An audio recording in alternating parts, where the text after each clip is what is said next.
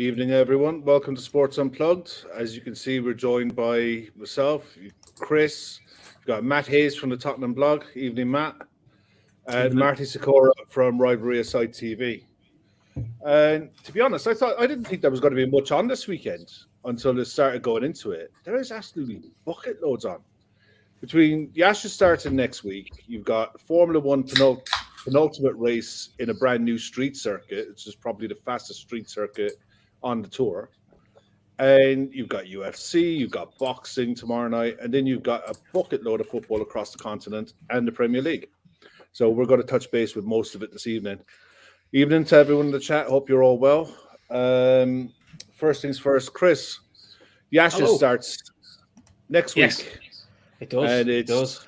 From December to March, pretty much non-stop test matches, one-day internationals, T20s, you name it, all away, all overnight. Love it. So for the night owls, it's something definitely to be tucked into. You looking forward to it? Yeah, this week I have BBC Five Live on, just playing in the background. So when you're half wake up in the middle of the night, you go, "Oh fucking hell, England are getting battered. Go to sleep." Yeah. I look forward to the Ashes. I mean, I'm a realistic cricket fan when it comes to England thing, and I don't fancy England at all in Australia. I think we've lost 9 of our last 10 tests in Australia. So yeah, it doesn't bode well, and especially the first few tour matches over there have all been rained off. They've had like two practice days in total. I think it's the same for both. Even Australia had the same issue, and Australia had the same issue as England. Is that half the squad only came out of quarantine a week ago? I know, it's crazy because in Australia the quarantine rules are very strict. They literally take you to your hotel room, open the door for you, and don't even give you the room key, and that's it. You just sit in the room for 2 weeks. You get 3 knocks on the door, one for your lunch, one for your breakfast, one for your evening meal. That's it. And you just that's it. That's how strict they do it in Australia, so that's their way. No England fans there either, because they're not allowed to travel to Australia. There's limited fans in certain grounds because of depending which state you're in, it's different rules. The only thing that might give England a slight chance, and I say chance, a slight chance, is there's talk of moving to the test to be day-night tests. And I think if they make it a night test, that actually will probably play to sort of England's strengths, because it brings some of the English conditions, and for the likes of your Broads and your Andersons, it probably plays to a little bit more of their strengths. Yeah, but for sure. I still think at 3-1 Australia. That's kind of how I feel. But I enjoy watching it. Cricket. Yeah, same. It's always good fun. I mean, the first test is at the Gabba, December 8th. The daylight test, the first one will be at Adelaide. Then you've got your Boxing Day test match at the MCG, which is about as traditional as it gets. The New Year's test match is the 4th of January at Sydney. And then the last one, which is a day-nighter, will be at Perth. And that could be fun and games if it's a traditional Perth pitch, which is usually the fastest in the world, bouncing all over the place at 9 p.m. at night under the lights. God help them. But it's not only England, Australia. You've got India touring South Africa. You've got the West Indies and New Zealand. And then England finish off their winter with a tour of the Caribbean. And do you know what? It is really intense for an international cricketer, because you're away from home now from mid-November. And if you play all forms of the game, which a lot of them do, you probably get 3 weeks off a year. Yeah, you don't get home until March, and your county season starts in April. So it's non-stop for them. But it'll be interesting. Which is why players like Joe Root and like Smith for Australia are just a different planet, because they're pretty consistent all year round. Yeah. Which I don't know how you could be that consistent all year round. I mean, football's not far behind. I mean, football's 10, 11 months of the year. I think they're lucky to get 3 weeks off. So, yeah, but at least you get to go home. That's the thing. Go back to a hotel. You basically live out of a suitcase. I mean, it's probably like a nice hotel, nice suitcase. I get all that, but it's still creature comforts that you would like. You don't get. That's probably the more challenging part of cricket, is the mental side and the travelling. True enough. Right. First game in the Premier League tomorrow is West Ham Chelsea, BT Sport. Marty, how do you think West Ham can get anything off Chelsea? If you'd asked me before the international break, I would have said yes. Unfortunately not. No, I don't. I think they've also used their 9 lives up against Liverpool in that game. It's typical, isn't it, for us? Someone beats us, looks like best team on the planet, and then they just drop points left, right, and centre, which is what's happened to them. So, it's possible. They're a good side, West Ham, but they're in a rut at the moment. Obviously, they managed to stop the losing streak against Brighton midweek. So, anything can happen. London derby.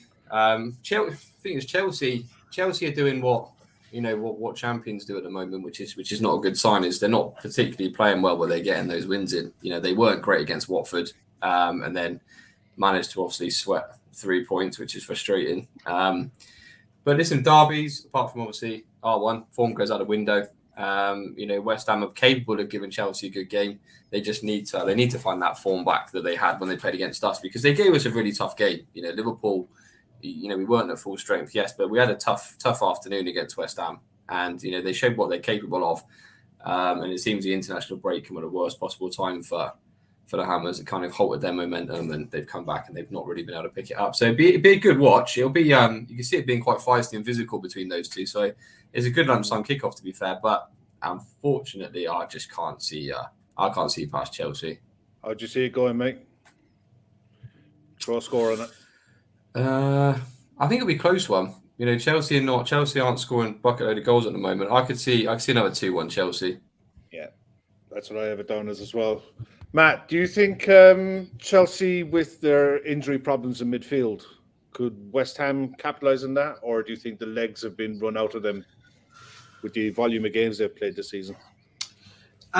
Look, I think it's definitely a very new thing, and not something West Ham are particularly used to having to contend with the European games during the week, of course. And look, I think the Thursday one is a lot worse than the Tuesday, Wednesday, because your game's pushed to a Sunday, and it's the travelling in the Europa League tends to be a lot more than what it is in the Premier League, and it's going to be difficult to kind of learn how to deal with that. I think David Moyes has the experience of being with Everton, and I'm sure he's in Europe at some point, Real Sociedad as well. In terms of managing that, it's something that he'll be used to, which is going to be really beneficial to West Ham. But it just feels like a game, as Marty said there, where form does go out the window. West Ham now off the back of 2 defeats and a draw, Chelsea dropping points against Manchester United, and luckily getting that victory over the line against Watford. I think it's going to be a game where both teams are coming out with a little bit to prove, and that midfield for Chelsea, as you mentioned, is a bit of a problem. I think 6 changes they made going into that game against Watford, quite a bit in the midfield as well. They're kind of missing their first choices in there, and they didn't really compete very well without it. And look, in the first couple of minutes, they could have been 1 or 2 down to Watford if it hadn't been for Mendy. But it's a London derby. Typically a game that has suited West Ham in recent years. Tottenham fans always make the joke of these being West Ham's FA Cup finals. And look, with the way Tottenham's record has gone in London derbies this season, I wish we approached it like that, because we lost our first 4 before we beat Brentford last night. Yeah. But yeah, it's going to be a very interesting game, a very interesting one. And I can see it going either way. I'll probably not sit on the fence, but I do think it'll be very even. I'll go with the 2-2, or maybe West Ham to pip it, because they're so good when they do get going. And Antonio, not quite on form in the last couple of weeks, but this just feels like a game where he can turn it around and maybe get on the score sheet. Yeah, Chris, Chelsea midfield without Kante. It's like it's great, isn't it? I've missed Matt's machine gun analysis. I've missed a man who can talk for 5 minutes straight while breathing in. It's fabulous. It's a Limerick thing, I tell you. Yeah, it's all Friday night shows, this, Matt, isn't it? Yeah, I missed them.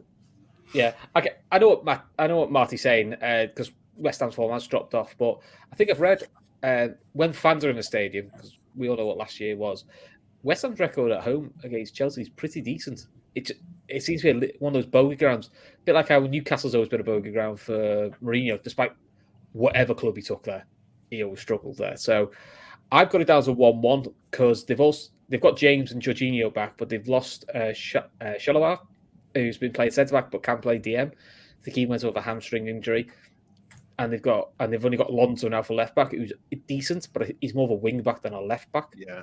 So, and you said at the start of the season, the biggest risk for Chelsea was they'll play a back 3, and they've only really got 4 proper centre backs, unless they want to start then moving James to centre back. But then if you move James to centre back, who are you going to play right wing back? It takes a lot away from them. So yeah, I've gone for a 1-1 early kickoff as well. If it was at Chelsea, I'd fancy Chelsea to win comfortably, but I don't know. West Ham are starting to make their home ground a bit of a fortress. How are you guys seeing it in the chat? Throw your scores in there, guys. Naguib's got 1-1. Reclaim's got 3-0 Chelsea. Oh, come on, guys. Don't be cheering for them. Well, do you know what? It would really give the rest of us something to think about if Chelsea playing first drop point. That brings its own pressure. It does. You know, it's nice when you get the win and you can sit back and relax and watch everyone playing catch up. You know, and when you're a front runner, when you're out there, any slip up from City or Liverpool and Chelsea have, you know, a gap.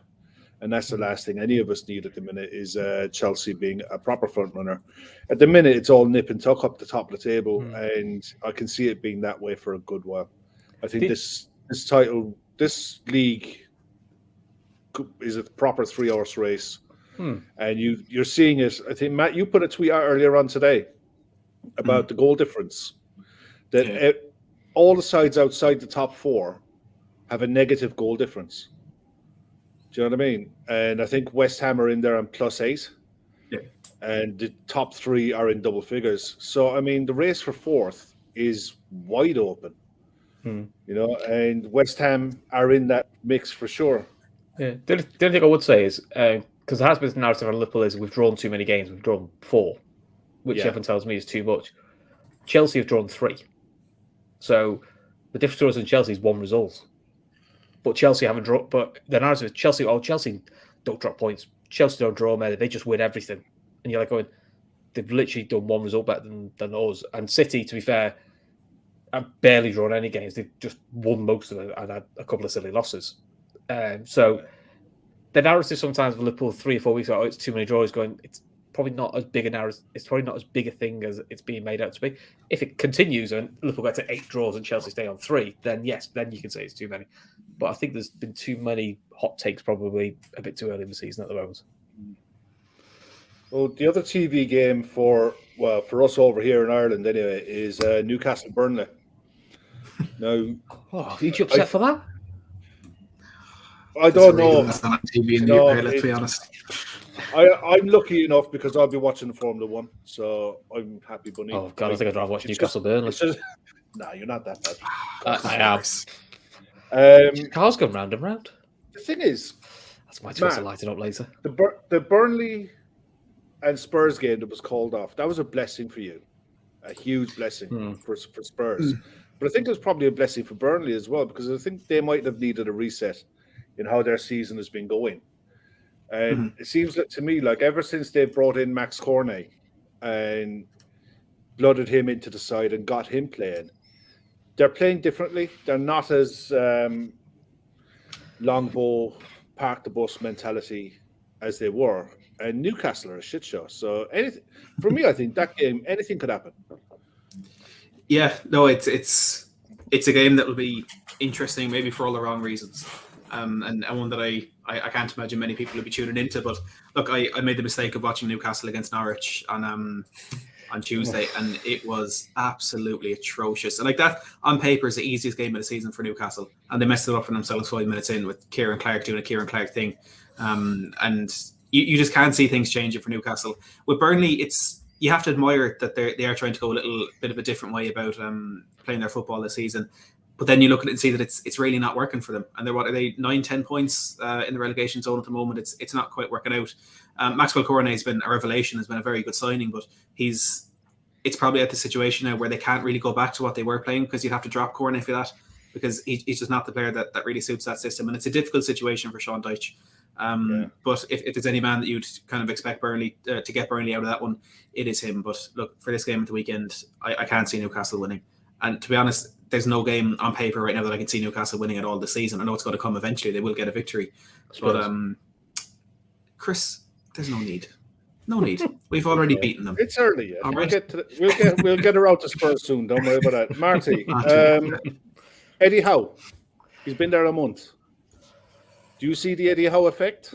The darling of the British media and British commentators are swooning over his appointment. Are you seeing it?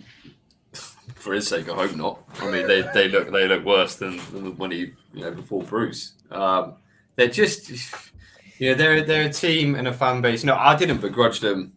The Newcastle fan base moving on from Ashley because I think we all universally despise the bloke. But we know the controversy this recent takeovers caused, and the Newcastle fans seem to have abandoned certain principles that the club had, and we're getting a bit giddy and talking about players that they were going to sign, and look at Manchester City now, and but let's not forget people that were watching football when City got taken over. They went through a lot of crap before they got to where they were now. And I think Newcastle had a bit of a wake up call because they obviously Unai Emery was the media was saying it was the first choice. I still believe he was probably second or third. There were some names that were doing the rounds for him. Obviously, they handled that really poorly through the media, upset Villarreal and Emery himself, and he basically told him to swivel. And obviously they settled on Eddie Howe, and I like Eddie Howe, but I never really understood that appointment. I didn't really understand what the vision was bringing Eddie Howe in,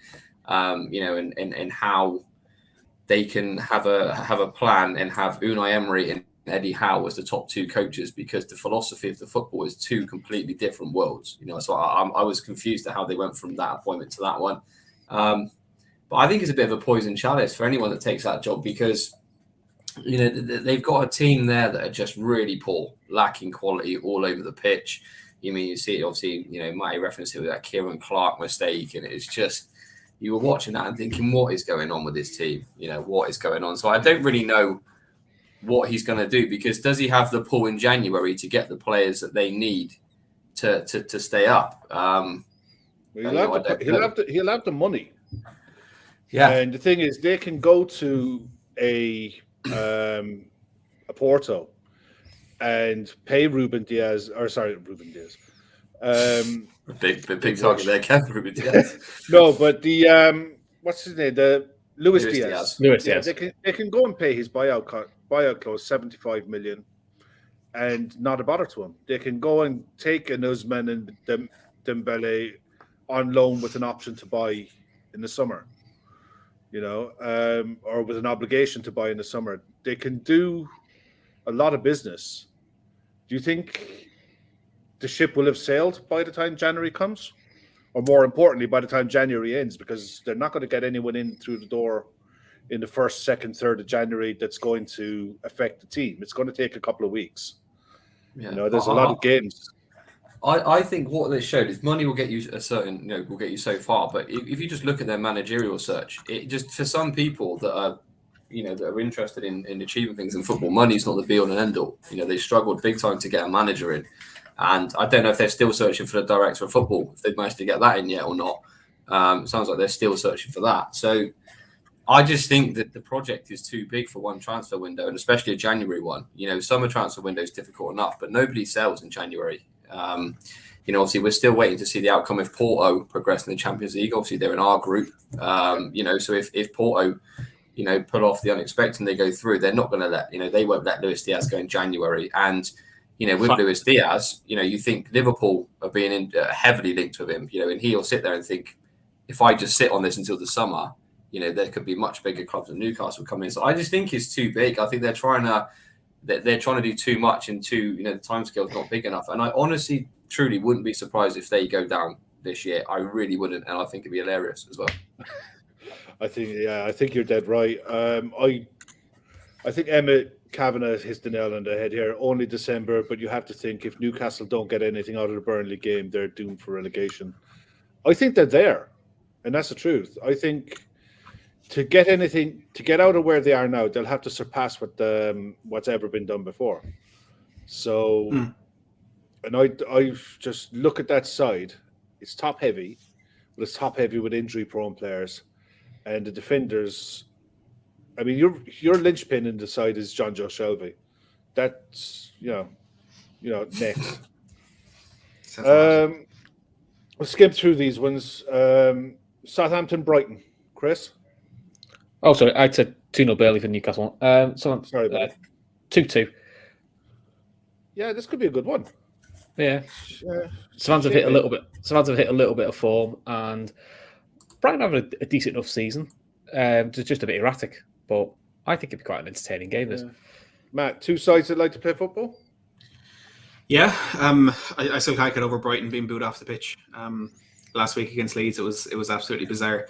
But I'm expecting a reaction out of them. Southampton have just been kind of around this season. I haven't really taken too much notice, and they kind of got under the radar, I suppose. But I'd say 2-1 win for Brighton. Yeah, Marty. Yeah, echo the lad sentiment. I think it'd be a good game. I like the 2-2 result myself as well. Yeah, we're all fence sitters here. I'm on 1-1, mainly because the two for all their good football, Mope couldn't score in a knocking shop, and Southampton have got a proper striker either, really. You know, so don't Southampton still have the record that they haven't won a game when they've conceded? Seriously, Sure, that's that. To be fair, I think until we beat Everton midweek, we had the same record that we haven't won a game since when we conceded in the league. That is. So I'm sure Southampton have one of the few clubs still left now that haven't won a game when they've conceded. Well, obviously apart from Newcastle, they haven't won any. But, you know, they'll have to break that duck tomorrow. They'll have to get something out of it. That's a 0-0, isn't it now? Yeah. Oh yeah. Right, Liverpool Wolves. Look, we may as well get into that one. Liverpool Wolves.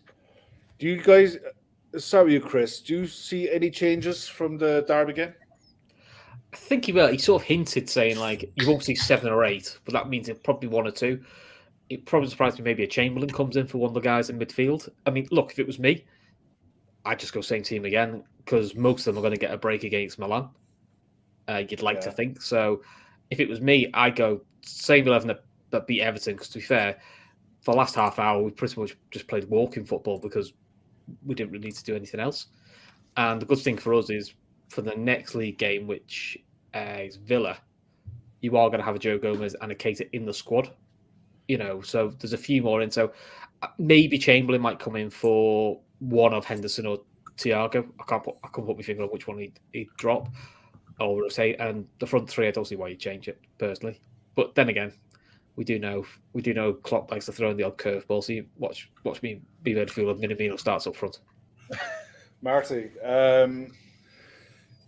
the midfield three that we had against Everton is only the third time that midfield has started for us.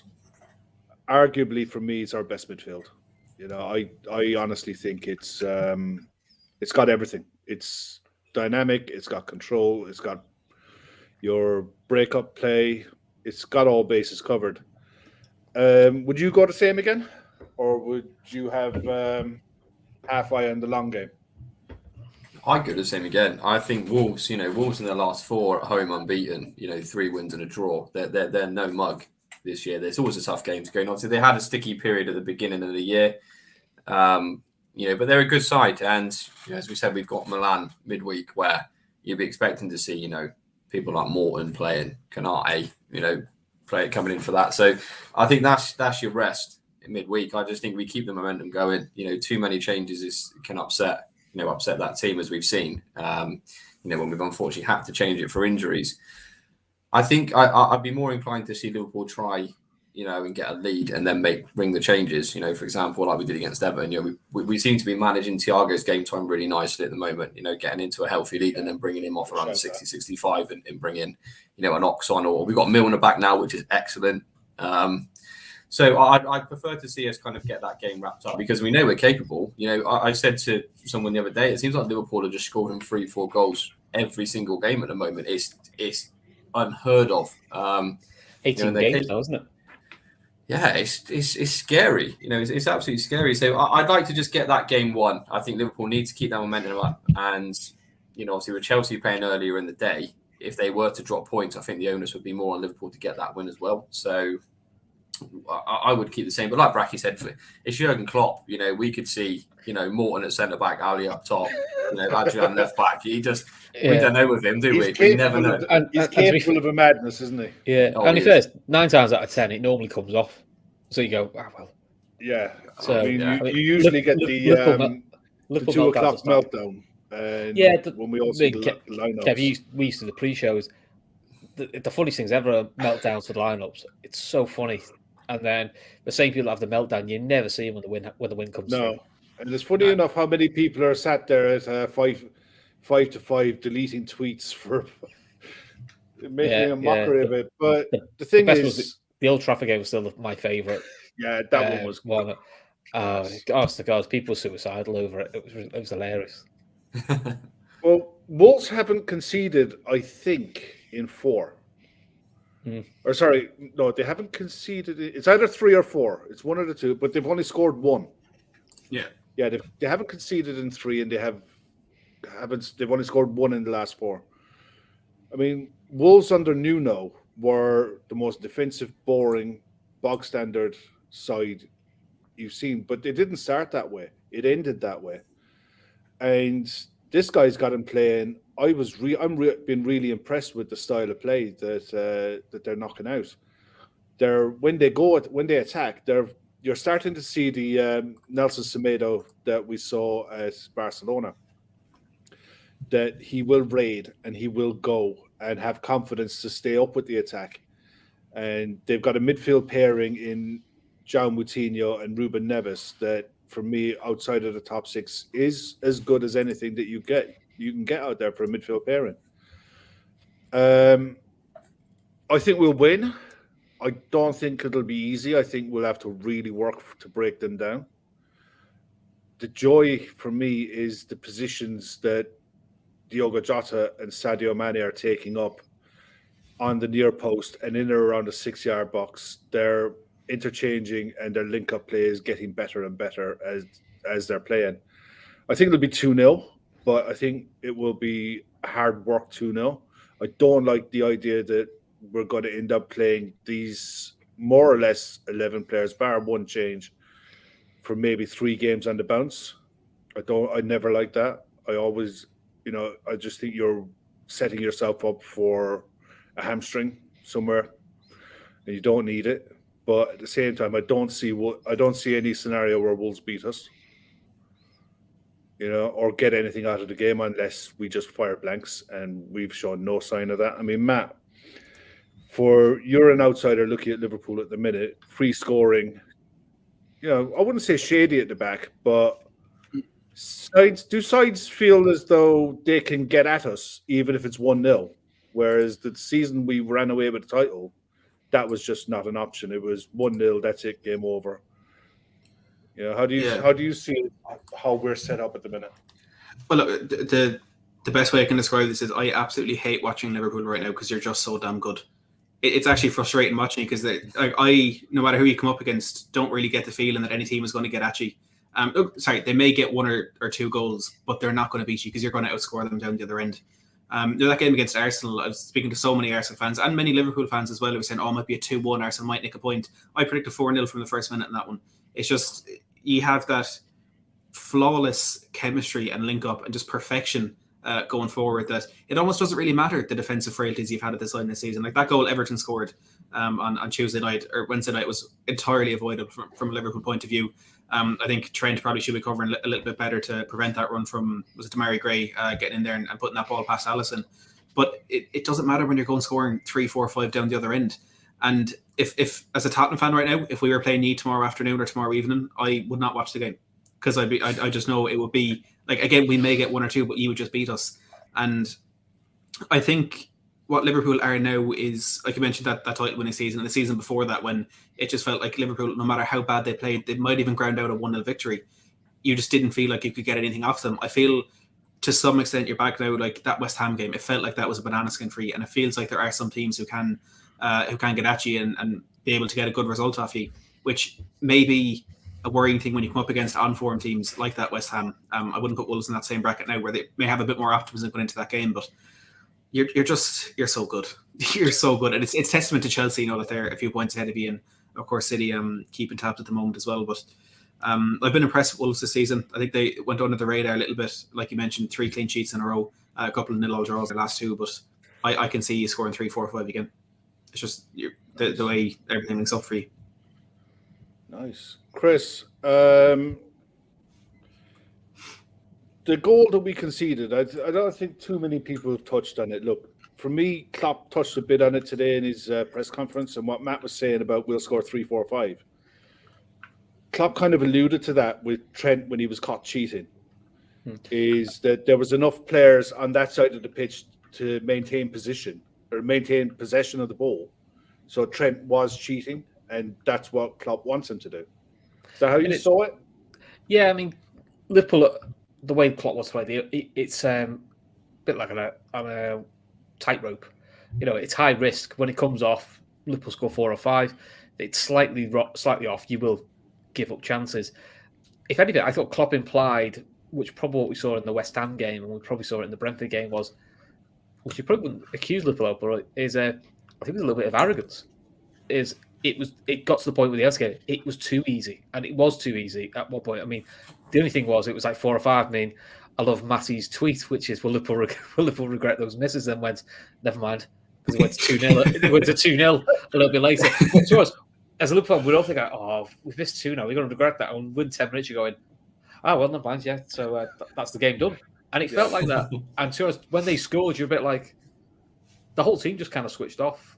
And I think I think Liverpool are trying to get a balance where they're trying to do, not quite City, but City are probably the best at 2-0, killing the game, making it a non-event, probably making it quite dull, but they're very good at it.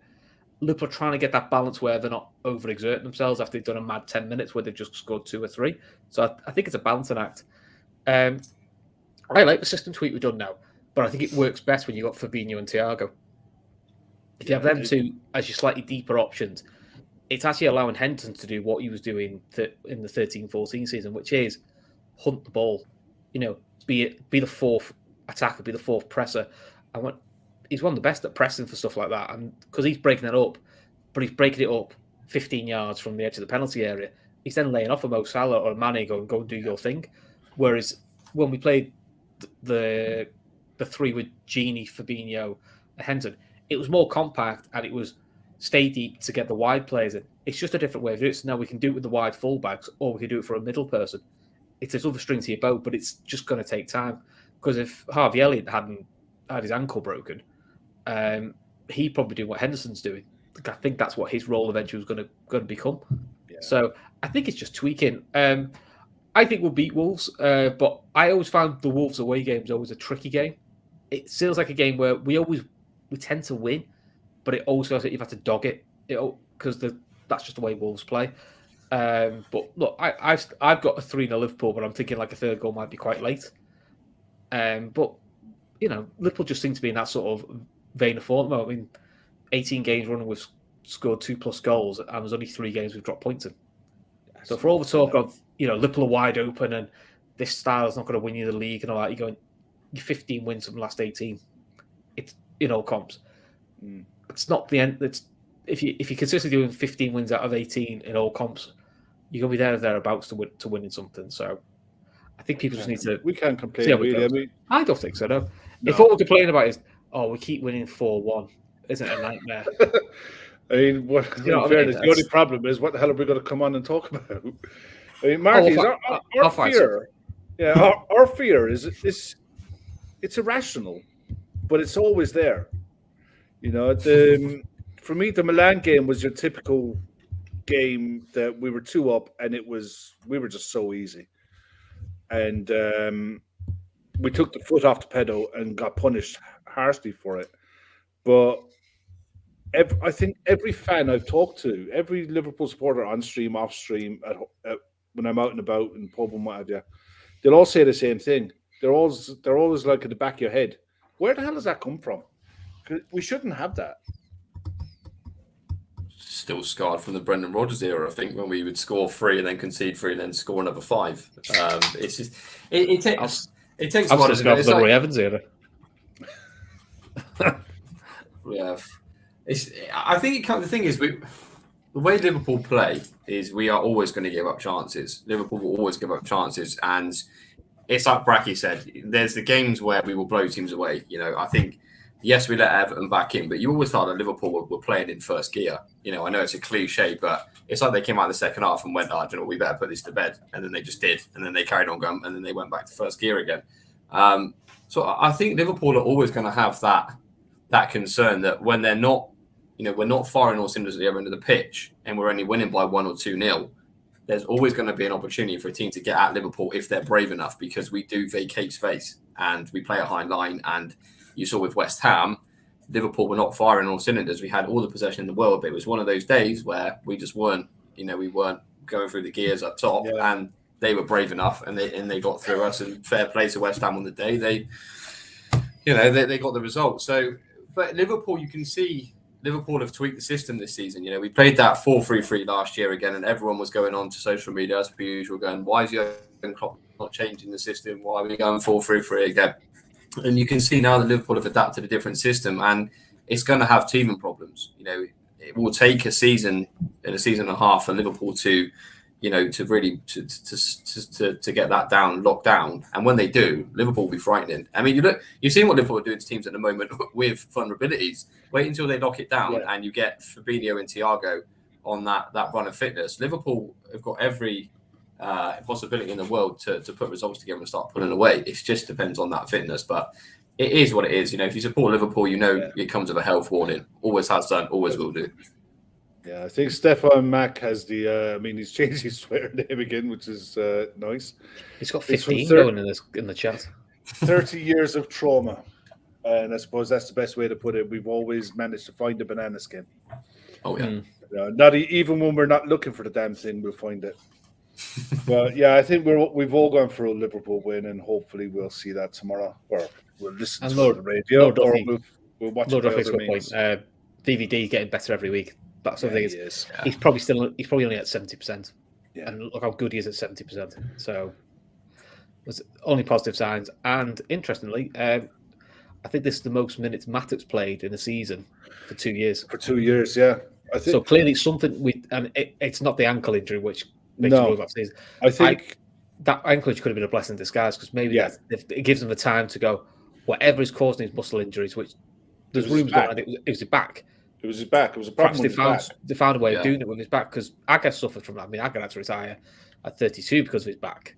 But that was Aga's big problem. Was he always picked up lots of hamstring and thigh injuries, and it was because of his back. It was because of his back. I've had back problems for the last 20 years. And the main problem you get is the knock-on effects with your neck or your hamstrings. It's just the stuff you don't see. And when you get problems with it, it's debilitating and it's seriously painful, and it comes out of nothing. Shut up, Paulie. Ain't the kiss of death. That's Paulie playing me later now. Yeah. Listen, the tea time kickoff. You got a choice tomorrow night, guys. Ooh. You can sit down and watch Watford against Man City. And as much as Claudio is going to try and huff and puff, I think Claudio's Watford get absolutely pulverized. Yeah. City just play through them for fun, unlike what Chelsea did. Chelsea shat the bed when Watford pressed up really high. And hello, Simon. But yeah, that's what I noticed about Watford. They pressed Chelsea really high, and they put Edouard under pressure. It's the first time I've seen that in a long time. But I think not sure you can do it against City though. No, I think Ederson has a field day, and I think City get a comfortable 3 or 4-1. Marty, did you go? You see City dropping anything?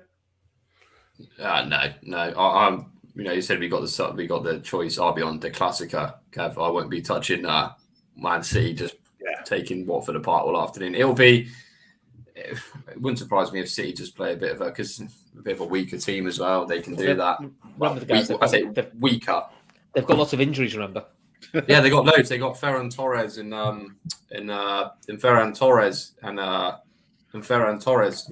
That big injury list they've got. So that big injury list, but they still named 11 players that are worth over 50 million each. You're like, joke. He's a bold fraud, isn't he, Pat? But no, I think they'll just, it'll be a systematic.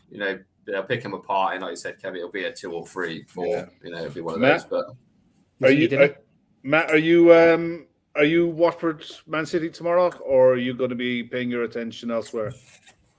Unfortunately, at 5:30, I'll be in work with the pleasure of watching Kortrijk against Cercle Bruges and Oostende against Eupen in the Belgian Jupiler Pro League. I still feel like you've got the better deal. Nice.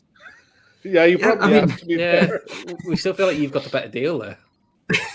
Well, look, the football won't be as good. I'll say that much. But look, Man City score 6 against Watford every time they play them. That's just that's what happens. They even got them in the FA Cup final, and they scored 6. Watford have made a lot of progress under Claudio Ranieri.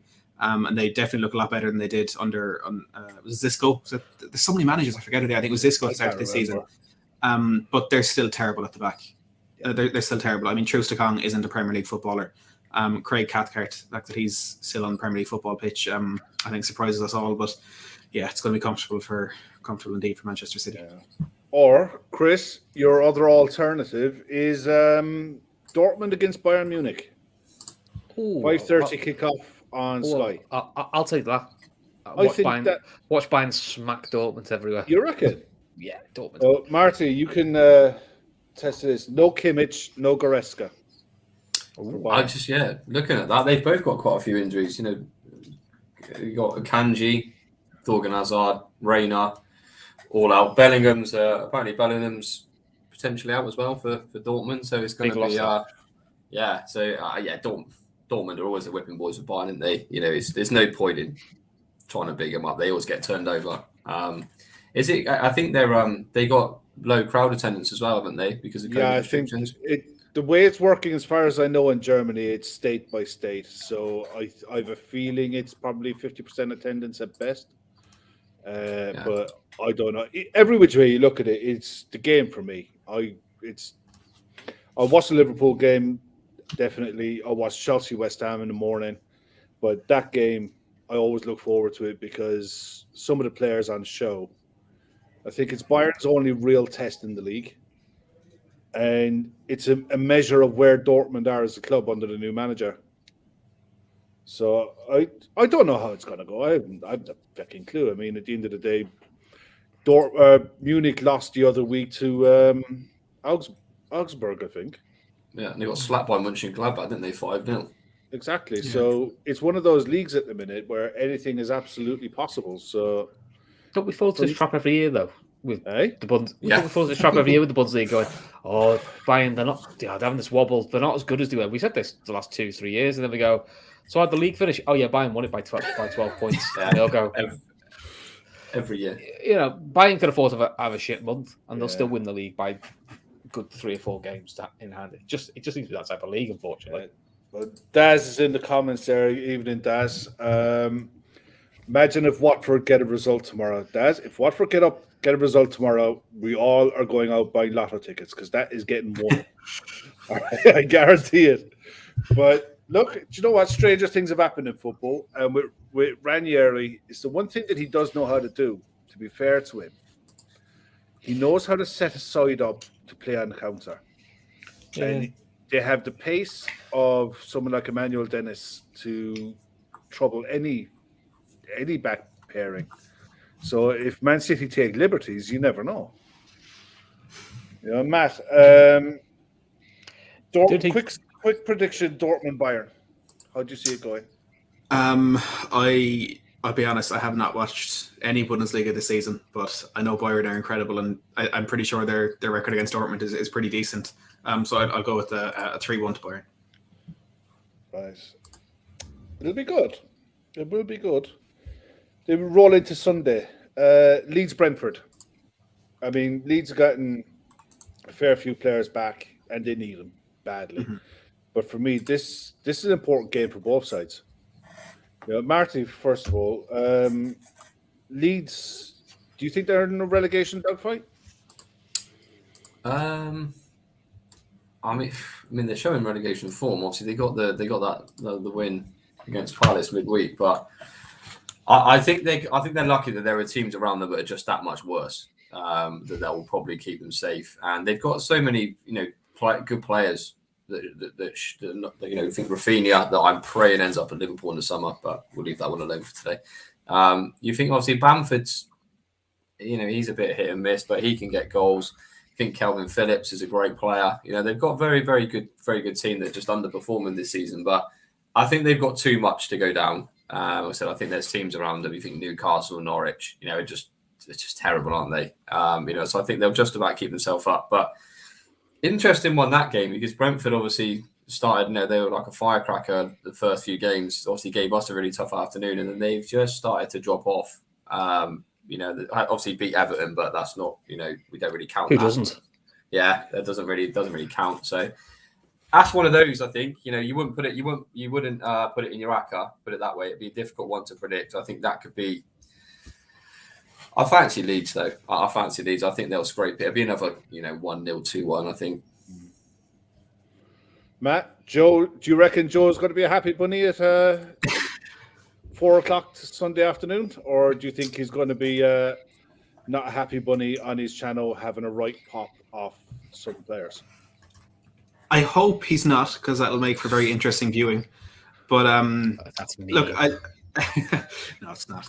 Having watched Leeds and Brentford quite a bit in the last couple of weeks, I watched, of course, Leeds against Tottenham and against Palace, and we played Brentford yesterday. Leeds are showing a lot more progress in a way that Brentford seem to be, go back to the level that we kind of expected them to be at in the Premier League. They started so well. It was never going to last. Went on a run. It was 5 games without a victory. I think it was four defeats and a draw. Leeds in the first half against Tottenham, and I think in the early stages against Crystal Palace as well, looked somewhat back to what they were doing last season. They looked really difficult to deal with going forward. They were moving the ball quickly. There was a lot of good movement off the ball, and then you have to bring back in Patrick Bamford and Luke Ayling into the equation as well, who immediately both give them a very, very different dynamic. And for me, Ayling was one of the best right backs in the league last season. I thought he was very underrated, and Bamford just having that kind of focal point up top, as good as Joe Gelhardt is. He really is. I mean, as good as Gelhardt is, and as well as he's deputised, he's not Patrick Bamford. And look, we can make all the jokes we want about the big chances that Bamford misses, but he's crucial to that team. And I think that boost in itself of having those players back is going to be enough to carry Leeds through this one. Brentford last night, I'm sure we'll touch on a bit more later, but they seem to do a whole lot of puffing without really getting anywhere. And I think Leeds, who are finally starting to have a bit of consistency in the players they're choosing at the back because of the injuries they had all last season, I think they'll be able to keep Brentford at bay and maybe pick them off for 2 or 3 at the other end. Yeah. Chris, last night on the Man on Football show, Oscar was on last night, and Oscar Keefe and Shawnee gave a really good rundown of Leeds under the Ridsdale era and what can happen if it goes badly wrong. But do you see anything in what's going on at Leeds at the minute? How do you think they're structured if the worst comes to the worst, or do you think they're safe enough this season they can build, or how do you see it? I think structurally Leeds are in a much better position than they were under the Ridsdale era. There's nothing like that. So if the worst did happen, I think they're structured enough that they would find a way of coming back up, and it wouldn't cripple them or ruin them. I don't think they'll run like that anymore. They're a lot more sensibly run.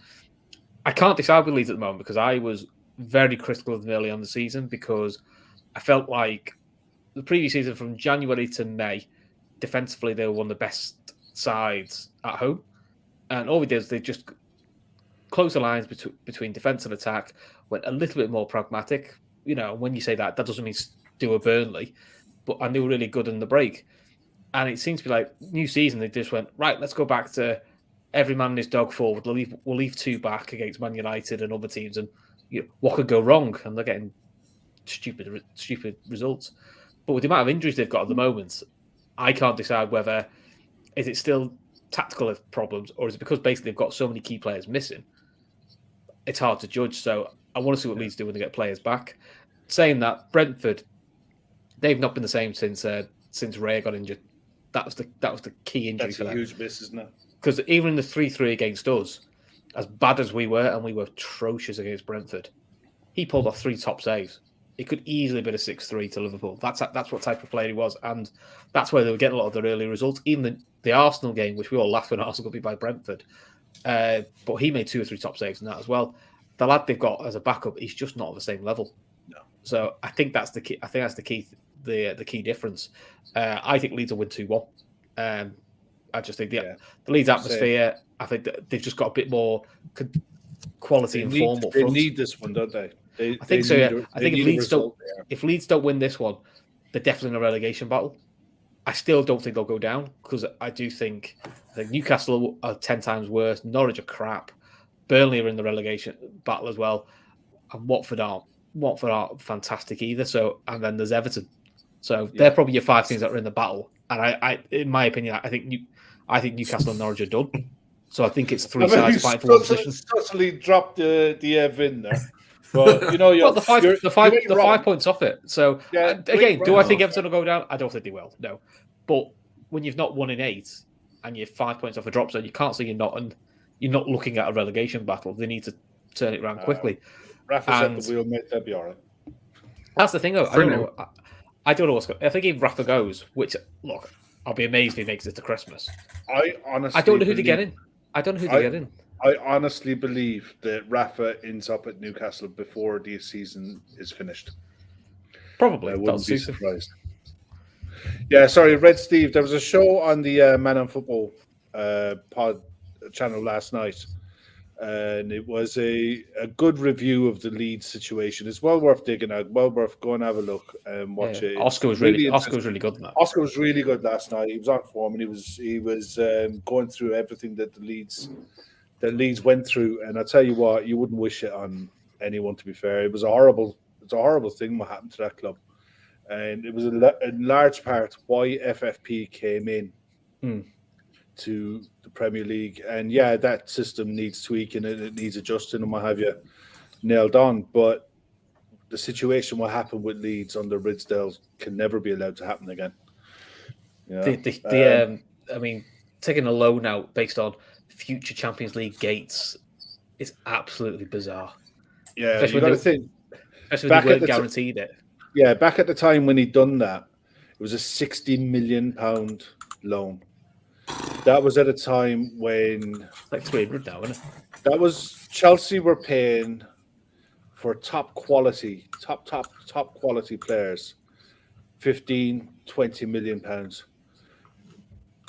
I agree with Laura. Watford are in huge trouble if the AFCON goes ahead. Watford are the most affected club in the Premier League if AFCON goes ahead with five first team players will be missing from Watford if the competition goes ahead. I have my doubts, but time will tell on that one. All right, Manchester United against Crystal Palace. Ragnarok is at the wheel. And look, anyone who's watched a bit of Salzburg, Leipzig, even his time in Russia, you know what he is and you know how he sets teams up. Marty, how do you see? I mean, it won't be immediate and it'll take time for something to happen there. But do you think there's a bounce there for United? And Palace haven't exactly been bad this season. No, the Palace one's weird because they haven't been bad, but they're 6 points above the relegation games with 3 wins all season. You know, it's not a hugely impressive return for Palace, but when you watch them, it seems like they've been hugely unlucky in certain games. And obviously, Arsenal away is the one that springs to mind. They're really, really unlucky not to walk away with all 3 points there. But the Ranić one confuses me a little bit because surely it would need to be a longer term project for someone like that. You know, he's not going to implement his game with Manchester United in 6 months, you know, and then he's moving into a consultancy position apparently, and then they're going to go and look at a full-time manager. So he doesn't really scream out interim manager. So that I don't. He screams director of football, doesn't he? Yeah, and this is apparently what he's going to do. He's got the interim position until the summer, and then he goes into a consultancy role in a 2-year contract, which, you know, brilliant for him. He's probably getting paid huge amounts of money, and he'll do very well. I think off the pitch in a consultancy role, he'll do really well. I love that comment. I think he'll do well. But from an on-pitch perspective, managerial, because it'd be like if you put Jurgen Klopp in as an interim coach. I think Jurgen Klopp's the best in the world, but would you bring Jurgen Klopp in on a 6-month basis? I don't know, you know, because he's a longer-term, methodical manager that will implement a plan over a sustained period of time. So I don't think he's going to have the impact that Manchester United think he will do. They'll play better football. They'll win the games that they've been losing this season to the fodder. But I still think when it comes to it, and you're playing your Liverpools, your Cities, your Chelseas, I think United will still come unstuck because he's not going to have that, you know, the time needed to implement his philosophy on that team. And let's be honest, they got Harry Maguire, who's an absolute clown. You've got Ronaldo, who won't press. You know, his whole philosophy is high pressing football. We can't say that, can we? We can't criticize him. It's not allowed, apparently. Yeah, we're not qualified. No, true. Yeah. No. Or sorry we just take what Rio Ferdinand says and stick it sideways straight up his arse. Well, we just chat away about Man United. Fuck him. He's fun. Yeah. But he contradicts himself anyway, Rio Ferdinand, doesn't he? Let's be fair. Certain players can't discuss about winning titles because they never won a title, but he could discuss. Carroll wouldn't be my favourite biscuit in the box, but I tell you what, he had Rio on toast, didn't he? He did, because he called him out on his trying to jump ship to Chelsea. But also, the thing is, though, Rio Ferdinand says he'd be a great director of football, and then was asked, so who would you get to replace Ollie? And his answer was, I don't know, which was 2 years earlier when he was saying, let Ollie sign what he wants. I don't know. So I'm a bit like, I don't think you should be talking about director of footballs when you've never done it. Go and do it first and then talk about it. If that's your how you want it to work. I've got a feeling what I think is going to happen. Yeah, not that I give a shit about Man United because I don't. No, but you can see their problem from an outside perspective looking in as a neutral. Their problem is they have influencers on the club that shouldn't be. Fergie was, he goes down as one of the greatest, whatever your preference is, manager of all time. He's definitely in the conversation. But he shouldn't be sat there pulling the strings now. He appointed Moyes. He's been the one pushing behind Solskjaer. Then you've got people like Rio Ferdinand sat outside the club that are chatting just the biggest load of crap you've ever seen. You've got people like Gary Neville that are sat there in a punditry position that are clearly influencing bits and pieces. So, Manchester United, I think one thing that Rangnick will sort out is he will just push these people away from the club and be like, look, you don't listen to people like this. You don't listen to them. I will decide. And I think moving forward, longer term, if he sits up in that director of football consultancy role, they get a good manager in. Obviously, there's talk of Poch or whoever it may be. United can make that team work. But as per usual, I think a lot of it is the infrastructure and outside influence from people that shouldn't be. Yeah. My theory on Rangnick is he'll be told to start to implement a pressing style, which you won't do in 6 months, but you'll start to implement the basics and basically identify who can do it, who can't do it. Because we saw with Klopp in his first 6 months, he knew after 6 months, Benteke ain't going to work for me. It's not going to work, so he's going to be on. And look, this is going to upset Matt. It's probably getting it all primed for someone like a Pochettino, who works really well in a pressing style with a director of football to do his bidding for him and get the players he wants in. That's why it worked at Tottenham, because Tottenham already started to do a little bit of a press style before Poch came in, and then he could bring his own influences in. So, you'll probably see. I don't think you see much movement in January. I think they'll just go with what they've got and try and just stabilise top four, which squad-wise they can do it. But I think that's the plan. About Ten Hag, maybe something like that. Maybe that's what they want. Yeah. I mean, the interesting thing, I don't think it'll ever happen. But speaking to my granddad and dad, when Shankly left Liverpool, he actually had to get told to stop turning up to the club. Now, the difference was Shankly turned up to training, and people still called him boss. And I think in the end, he had to get told by Bob Peggs, look, you can't keep turning up to training. People calling you boss. There's got to be a clean break. And look, he used to go watch Everton because he was quite hurt by that. But eventually came back because you needed that clean break. And look, maybe that's what they need. They need a bit of a clean break from the back. They can't keep harping back to the squad of 92 and their influences of all them. Carrick leaving's probably a good thing for him because look, whatever you think of Carrick as a coach, I don't know how good a coach he is, but look, he's learnt under Mourinho. He's seen what happened under Ollie, and he's seen what happened under a few managers now. So he'll have learned what works and what doesn't work, and he'll also learn in the last 6 months what the hell he did wrong. So I actually think for Carrick, now he'll go somewhere else as a coach, or maybe he'll go into like League One or Championship to try his hand at management. So for Carrick, that's probably the best education he's ever had. Doesn't help United fans because United will be annoyed at that, but I've heard probably Carrick stepped away, and I think again it's good for Rangnick. It's a clean break. Have nothing to do with the old side. I think Phelan's probably next. I think Phelan will go soon as well. Yeah. Look, quick scores around the house. Man United. I've them down as 2-1. Marty? 2-1. 2-1. I think United win 2-1. 2-0 for me, United. Matt? Yeah, 2-0 United. Chris? 2-1. Yeah. To be fair to Vieira, their biggest issue actually has been too many draws. I think they've got 8. So they're just not quite seeing games out. But look, I must admit, at the start of the season, I feared for Vieira because I thought they were going to do to him what we did to De Ball, which is that was my biggest fear for 2-3 games. Doesn't 2-3 games? It's not winning. Right, get it out. Go back to Sam Allardyce. That's what I thought. In fairness, they've stuck through them. And fair, Palace will probably finish roughly where they did under the other Hodge. Difference is they're playing more entertaining football. You know, Palace is actually a decent watch now.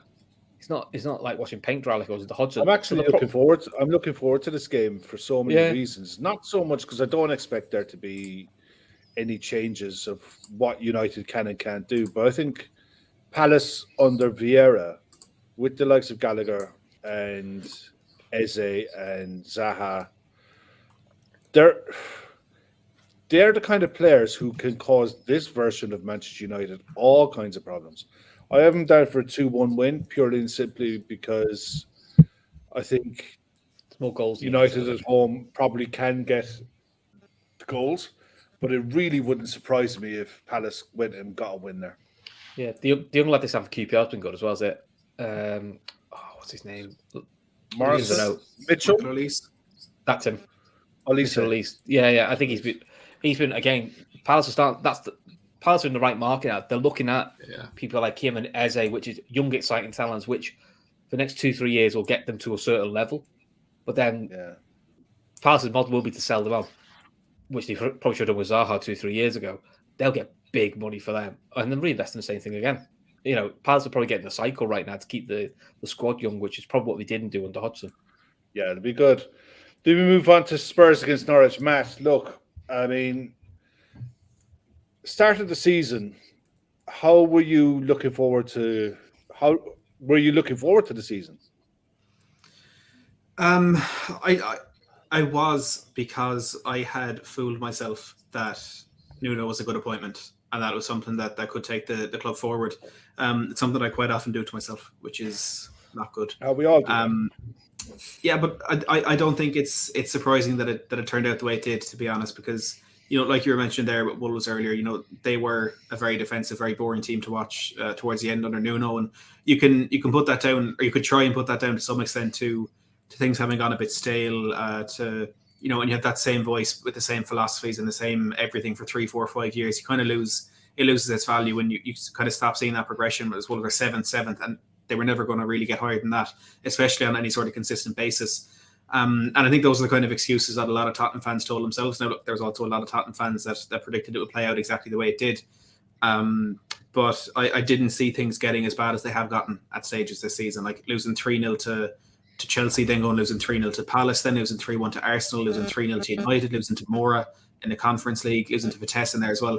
It's definitely gotten a lot lower and a lot darker than I think any of us expected it to. But we're on the other side now with a little bit of positivity off the back of what I would argue was our best performance of the season against Brentford last night, which you can look at as a positive thing in terms of progress, but also you can look at it as a negative thing in terms of we were bang average essentially throughout that 90 minutes, and it's the best we've seen from us this season. But it can't get worse. That's what I'd say. Well, I mean, for me, Conte has a specific style of play. Everyone knows what it is. It's 3-4-2-1, and he's rigid and wedded to that formation and setup like you wouldn't believe. Do Tottenham have the midfield pairings in depth, or do you need to go shopping in January? It's interesting that you bring that point up, because it is that formation, that 3-4-2-1, 3-4-3, whatever you want to call it, that Tottenham have been playing this season.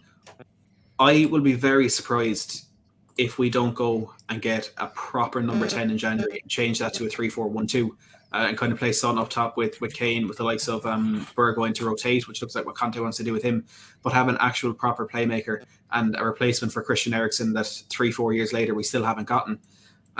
Because Højbjerg and Skip, I think, are a very good midfield pairing. And for what we're trying to do now in terms of building the foundations and building a resilience and a bit of structure within the middle of the park, I think they're the perfect two to do that. I mean, last night they were, of course, outnumbered by a 3-man midfield by Brentford with Norgard, Janelt and Onyeka. And they were so disciplined in terms of, first of all, breaking up the transitional plays that Brentford tried to build in that first half, catching us on the counter. I think Skip was exceptional at that. but that structure and cutting out the passing lane, stopping that ball getting into the feet of Ivan Toney and Brian Mbeumo. I thought they did that very well in the first half, and that's what they have. That's what they bring to a team. But what they don't have is the ability to produce on the other end. Neither of them have a particularly good passing range.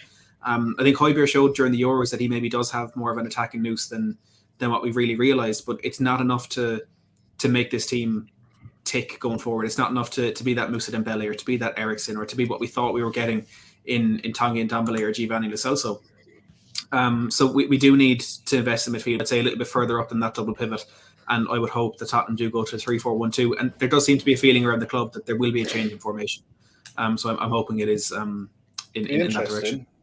Do you have the money? Do you have the money to do it, though? Do you have the money to do it? See, there's very different narratives coming out about this in terms of these reports that you're hearing from the club and what fans expect. You can see to some extent how Antonio Conte wouldn't have taken this job if there hadn't been guarantees and a certain budget given to him that he can use to turn this squad around. Now, we can tell from what he said that this squad is in a worse state than he thought it was looking in from the outside. But in the last week or so, we're hearing whispers that Antonio Conte, the way it's been phrased is he's been told what Tottenham can and can't do in the window.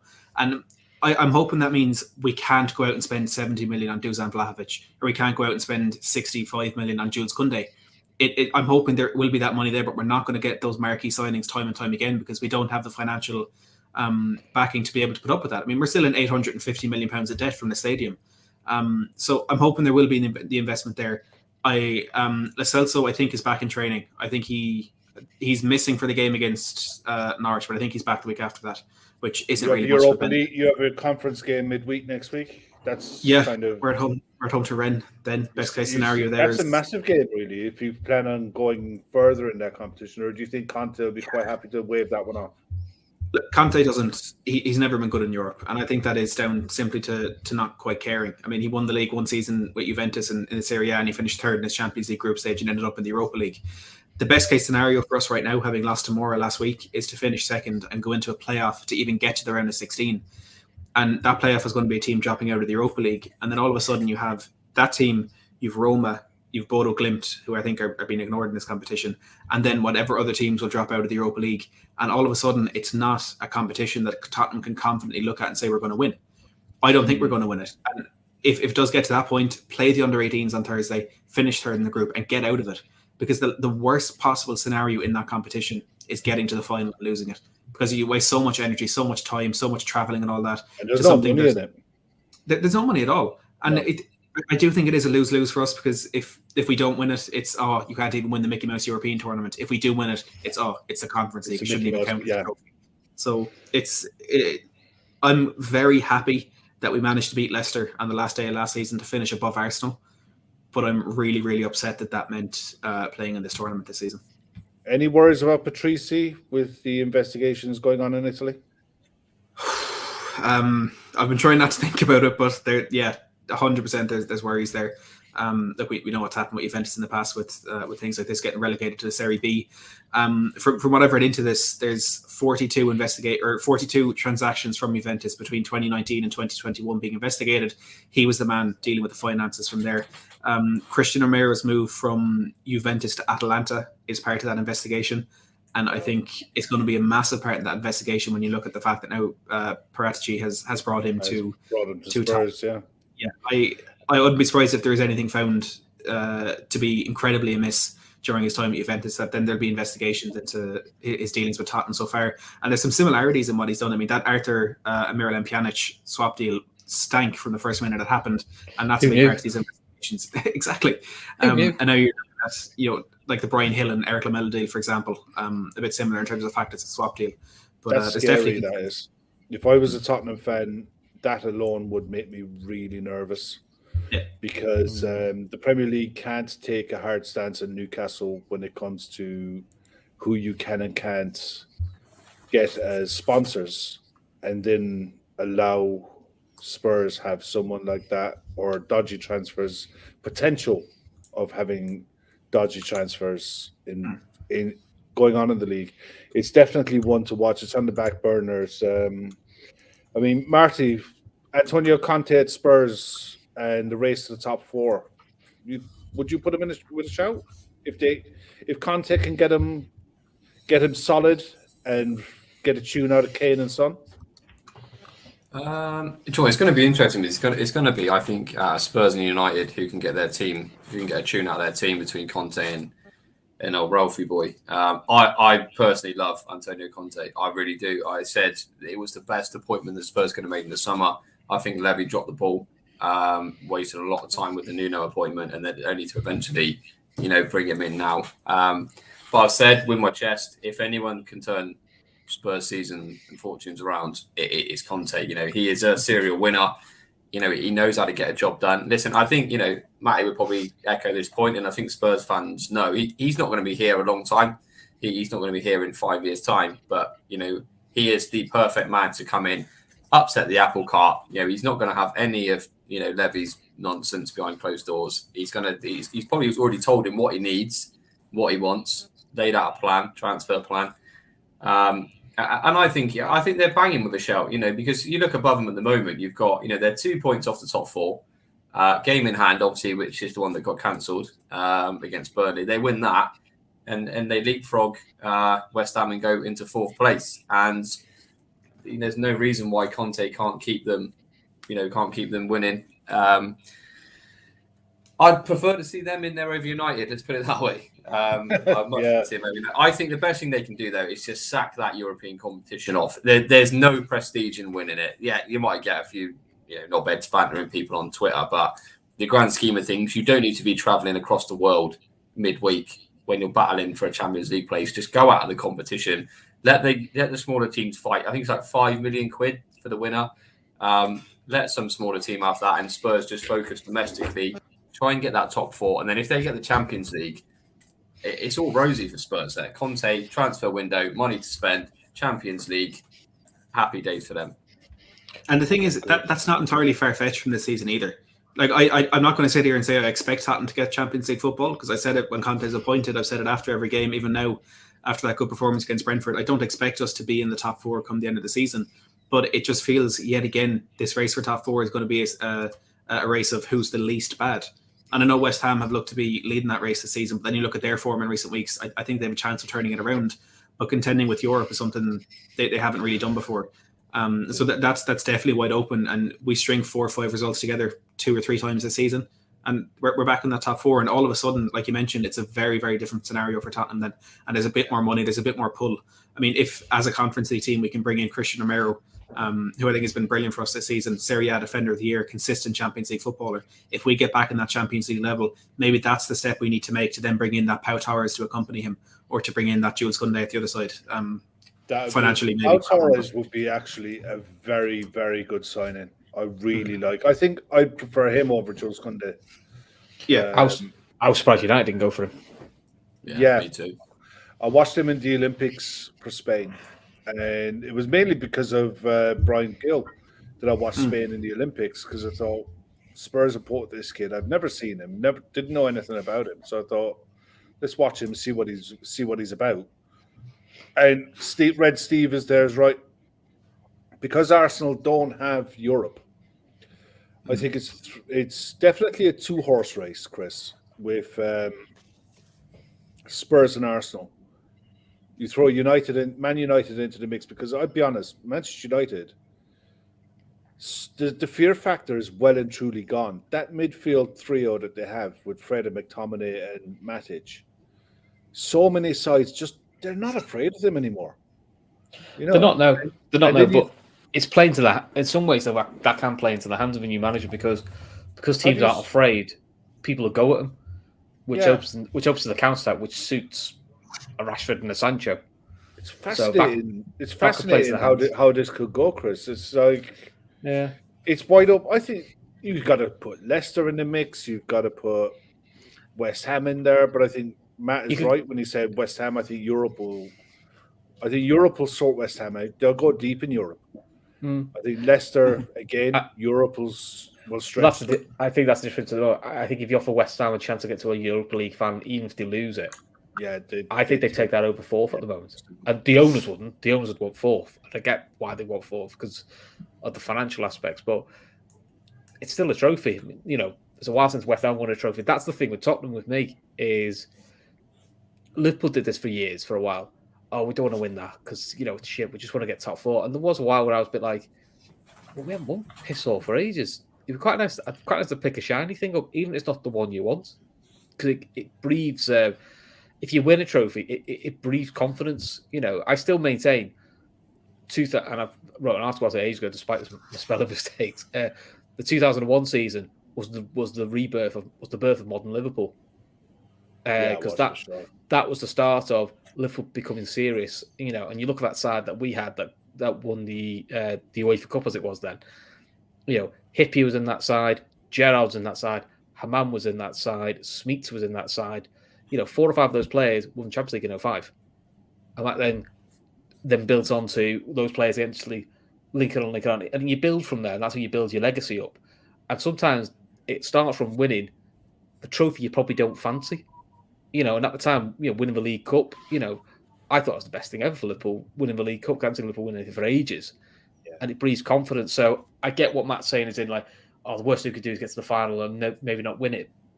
But if you keep getting to those sort of finals, A, eventually you win one, and B, it breeds a level of confidence because you can go to certain players and go like, Pau Torres, well, if you're with us, we'll win it next time because you're going to win it for us. You're the missing link. Where I'm going, well, yeah, but, we'll get 5th or 4th. So, do you want to come for that? Well, there's quite a few that can say we'll get 5th or 4th. Sometimes a shiny thing actually attracts players as much as money. So that's sometimes why it's the mindset change that it is. That's why I used to get really pissed off with Liverpool fans who used to say, oh, the best thing you can do in Europa League is get out of it. I was like, no, the best thing you can do in the Europa League is win the fucking thing. Win it. Yeah. If you win it, give yourself the best opportunity. I think the difference with the Conference League and the Europa League, if you win the Europa League, it guarantees you Champions League football the following season. The Conference guarantees you Europa League football. And the reason why it guarantees you that is purely and simply your league form is going to suffer. And Matt, I think Arsenal, without having Europe, and a nucleus of a very young squad playing Saturday League Cup, Saturday FA Cup, that's got to be a massive bonus for them. So it has, but I've seen already with Arsenal, they go on these nice runs. We think Arsenal are back until they face a team with a little bit of a backbone, a little bit of stiffness about them. Look, even United last night, I mean, to be fair, that game should have been a 3-3. How Maguire penalties not given, I'll never know. But it was again an Arsenal thing of, as soon as they got the noses blooded by someone half decent, it was still a little bit of a deck of cards.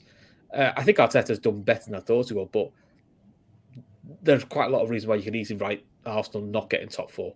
They're very good against the bottom half sides, but anything above 10th now, I think they are still a bit flaky, and they've got a striker in Aubameyang who just looks disinterested. The worst thing that ever happened was them giving him his new contract. That for me is why I can, the reasons you outline is why I can sit here and look, this may come back to bite me, but I'm genuinely not worried about Arsenal in terms of being a competitor for top 4. Now, again, I don't know if Tottenham are particularly in that race, but if we are, I don't expect Arsenal to be there. And they have those 3, 4, 5 games where they win quite a few in a row, picked up a lot of good points, moved right up the table. But it was all against lower level opposition that you'd expect them to beat, even when they're not on their best form. They go up against Liverpool, absolutely trounced, as I expected to happen. Up against Manchester United, probably played well. You could argue we're the better team in the night, and they still came out of that with no points. And that's the problem that Arsenal have, and that's the problem that Arsenal will always have. And against those big teams, I made this point a few weeks ago, that Arteta seems to go out and try and prove a point that he doesn't really need to prove. And that Liverpool game is a perfect example. And it's why I thought Liverpool would win it so convincingly, because he'll go out and he'll try and play that really good football. He'll try and take the game to Liverpool. And it's not going to work, so you'll be caught in the counter-attack and you're embarrassed. The flip side of that is, if it does work and you go out and you beat Liverpool, it's, well done, great performance from Arsenal. But the next day, everyone goes back to realising that Liverpool are 10 times the team Arsenal are. And it's going to take a lot more than 1 or 2 good performances in there for Arsenal to be back in that conversation. And Arteta just seems to want to get it done immediately, and he sacrifices the good work that they've done in the previous weeks to try and again prove a point that doesn't need to be proven. And as a Spurs fan, it's beautiful to watch. But, I can see where the frustrations are within all that, and they get carried away with players that they probably shouldn't. Been Saka and Smith Rowe, incredible players. I'm jealous that they've come through the system at Arsenal. But you look at Aaron Ramsdale putting off these camera saves every single week. I mean, there's a reason he was in relegated teams in the last 2 seasons. I know, of course, playing at bad teams. Yeah, he fumbles a lot of them. He does. That save from Shelby in the Newcastle game, that was right down the centre of the goal, and he throws himself off all flamboyantly, and he goes with the wrong hand first of all, and tips it onto the crossbar and gets lucky with that. And Arsenal fans are acting as if he's prime Dida, prime Levi Ashen, pulling off the best save of his career. When you get a proper keeper, you sort of realise, like we've got with Alisson, you go, he just catches that.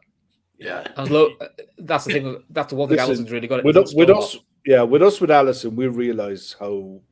And I don't think Simon Mignolet is a bad keeper, but I think Simon Mignolet is a bog standard Premier League level keeper who will do you the odd thing here and there. And I think the league is littered with goalkeepers like that. Aaron Ramsdale is another one. But when you see Alisson playing and Ederson as well, give the devil his due. The two of them are phenomenal. And listen, I'll just change the topic there for 1 sec. Marty, Taffarel coming to Liverpool. Is that a bit of a masterstroke, isn't it?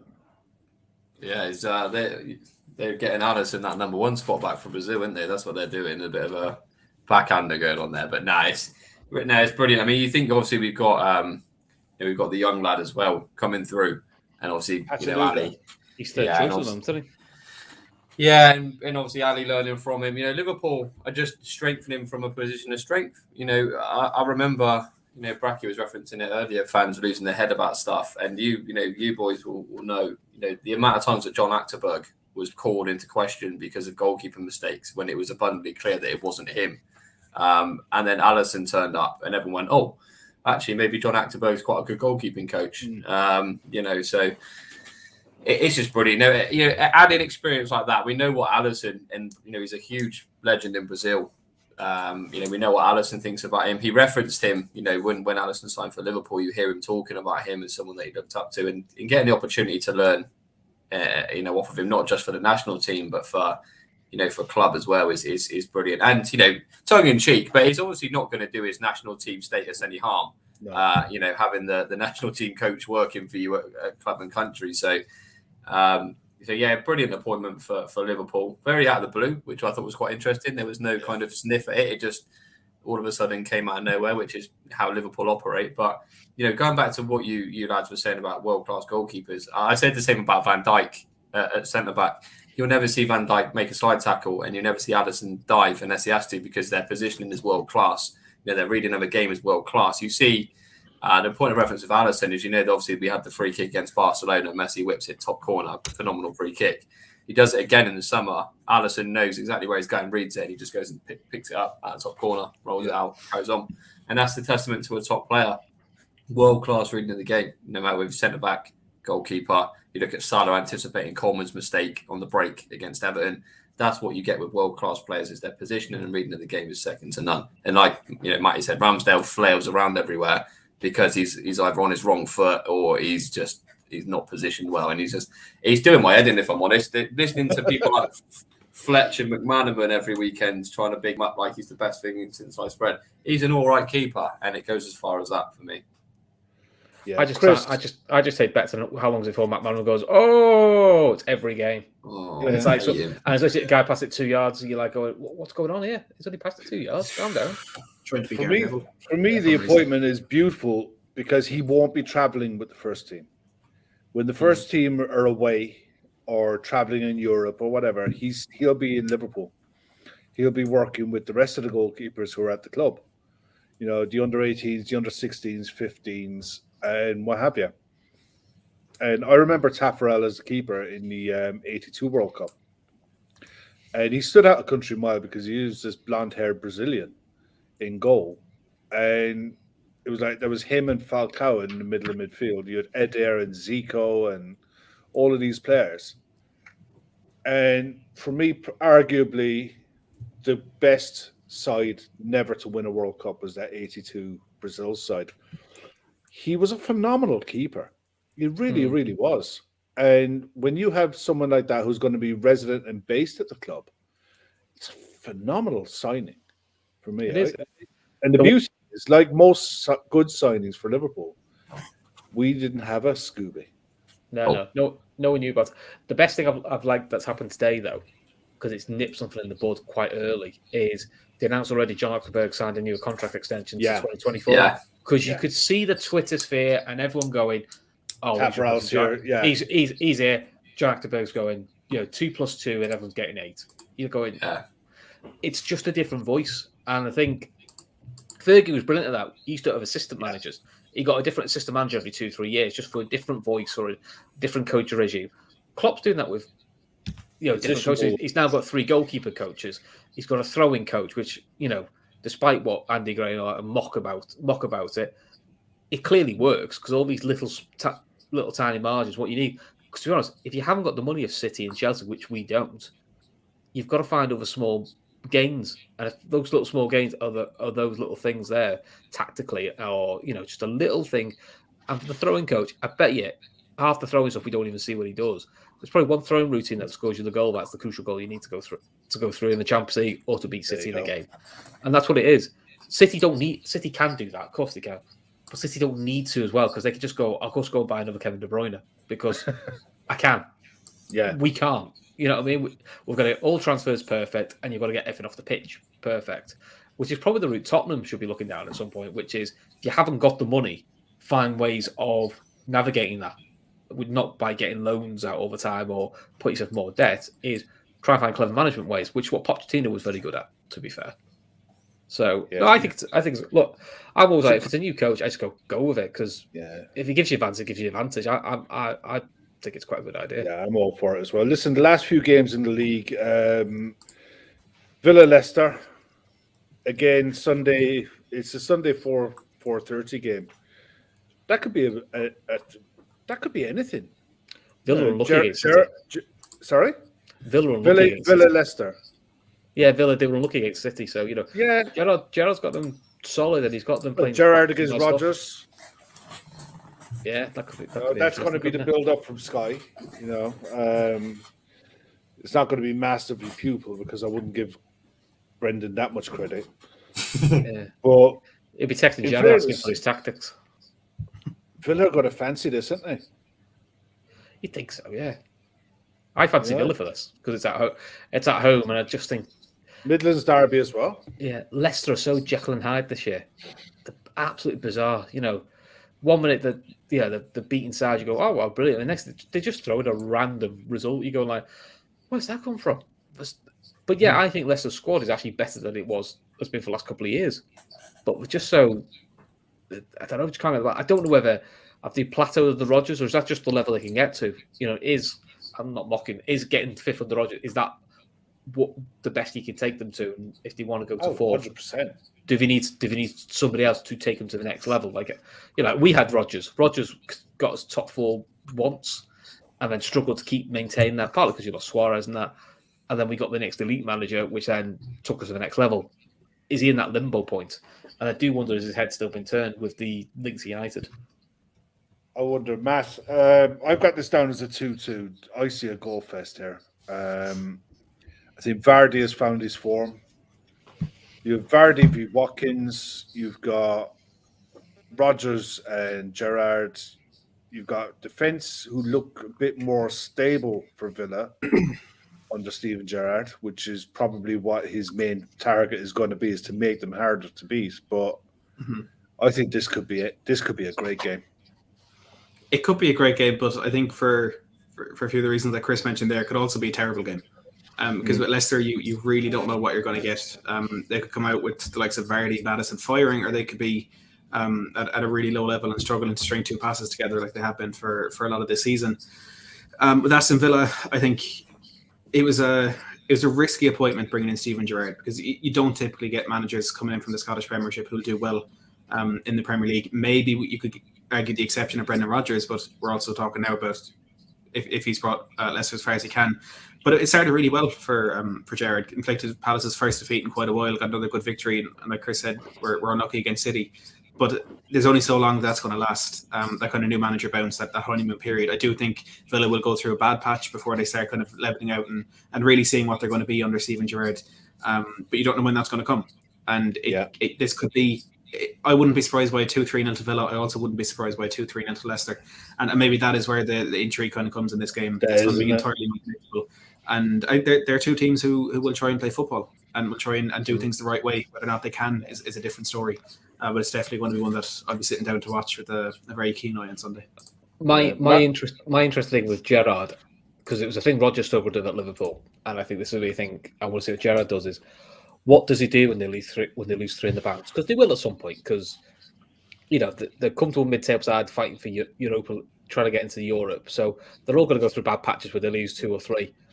I want to see what Gerrard does when he loses it, because Rodgers, when he lost 2 or 3 for Liverpool, we'd end up playing 6 formations and 3 or 4 players would play different positions. It was just madness. It was like no plan. And I don't think Gerrard could do what he did in his early days at Rangers, which is where he used to body his journalists and throw certain players under the bus. He can only do that now and again. Yeah. Because I don't think that works in the Premier League. The one I'm interested to see, because Gerrard mentioned this early on, and I just thought it was a name drop to prove he actually knew who some of the Villa players were. But he's playing like he's got a great name, Marvelous Nakamba. Marvelous Nakamba, yeah. Who he's got fantastic names already. You just feel like you should sign him for that. But he looks really good. He didn't get. I don't feel like he got much of a look in under Dean Smith, but he did last season. He did last season, but this season he hasn't. No, he's been playing Douglas Luiz more as a 6 with Dean Smith. But Gerrard seems to be playing Douglas Luiz that bit further forward, which in some ways suits Douglas Luiz. I think he's got a bit more mobility and a bit more destructive power further forward. They're not the same player, but that is what Chelsea have been doing with Kante lately. Is they play Jorginho as a holder, and because of Kante's energy, let him do his destructive work 10, 20 yards further forward, which gets Chelsea the ball 10, 20 yards further forward, and you just let the likes of Pulisic and Hudson-Odoi run at you. So there is a benefit to that. So maybe it's a similar sort of style of doing it, which is you let Douglas Luiz do his destructive work 10 yards further forward, which does seem to free McGinn up a bit more. Funny enough, Marty, John McGinn got nominated for Player of the Month this year, or this month, for the month just gone, along with Trent, Jota, Cancelo, Emmanuel Dennis, and Bernardo Silva. Now, we both know, because me and Marty are both avid players of FIFA and Ultimate Team, how the Player of the Month is decided. Now, Marty, how do you think it should go, and how do you think it will go?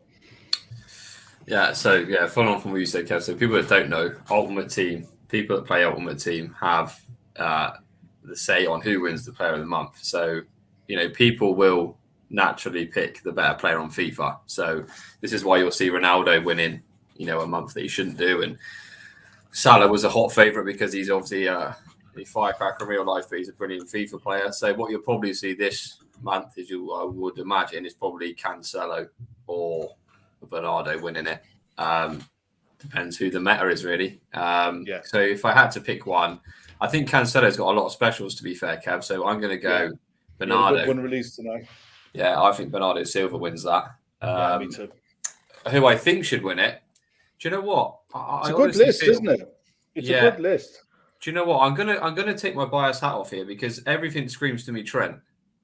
But I also think Bernardo Silva should have a very good chance of winning it because, if I'm taking my bias hat off here, he's the second best player in the league behind Salah, and that kills me to say it. But that, I think he's been phenomenal. And I was lucky enough to obviously see the City Liverpool game live, and Bernardo Silva was outstanding. He was absolutely outstanding for City that day. So I would struggle to pick between Trent and Bernardo, to be honest. I think either of them are worthy winners, to be honest with you. They've both been outstanding. My bias says Trent, and my fair unbiased head would say I think Bernardo Silva should win it. And now I'm going to go and be sick. Well, my vote went for Trent because I really want a Player of the Month for Trent. There you go. But see, this is how the Player of the Months are decided across Europe. Was it John McGinn, Kev? John McGinn Player of the Month, 80 rated. He'd be nice and cheap.